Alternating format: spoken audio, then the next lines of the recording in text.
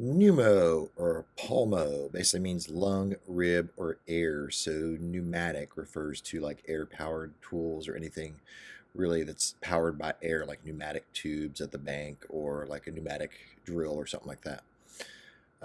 Pneumonia is basically an infection of the lungs, bacterial infection of the lungs. And then cardiopulmonary refers to the heart and lungs. So the cardiopulmonary system is sort of the heart and the lungs, where the heart pumps blood to the lungs to get oxygenated. So cardiopulmonary. Pugn or Pugn means to fight. So pugnacious refers to something or somebody that's combative or aggressive. Repugnant is something that's offensive to the mind. So if something's repugnant, it's kind of like repulsive and you don't want to think about it or deal with it. So a pugilist is someone who fights with their fists for sport, like a boxer. And then pung or punct means to prick or to pierce or to point. So puncture basically means to put a hole in something, like to puncture a tire. Pungent basically refers to a smell that is very sharp and kind of pricks the nose and smells really bad. Kind of makes your eyes water. And then punctuate, like if you were punctuating a sentence, you might put a period or an exclamation point or something at the end of it. Or punctuate also means to divide things up into different points in time. And expunge basically means to erase or remove completely, so something unwanted or unpleasant. So to expunge.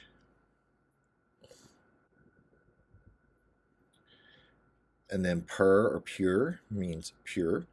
So impurity basically is something other than what the substance is. So you have pure water, or you'd have water with impurities in it. So things that are other than the one substance you're looking for.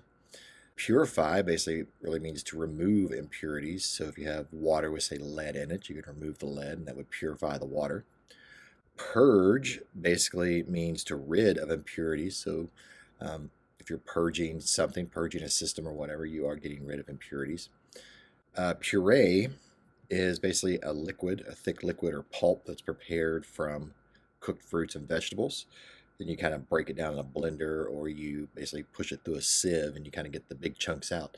So you have this sort of thick, soupy kind of liquid that comes from fruits and vegetables. And then a purgative is really either a cleaning out or a medicine that purges. In other words, like a laxative. And then pyre means heat or fire.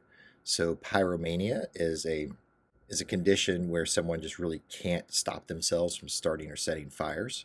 So a pyromaniac is somebody who just loves to set fires and just can't really stop themselves from setting fires. Pyrotechnics, basically like fireworks, are pyrotechnics, or like flame pots at concerts and stuff like that. We have the fire shooting up out of the stage and stuff like that. That's pyrotechnics.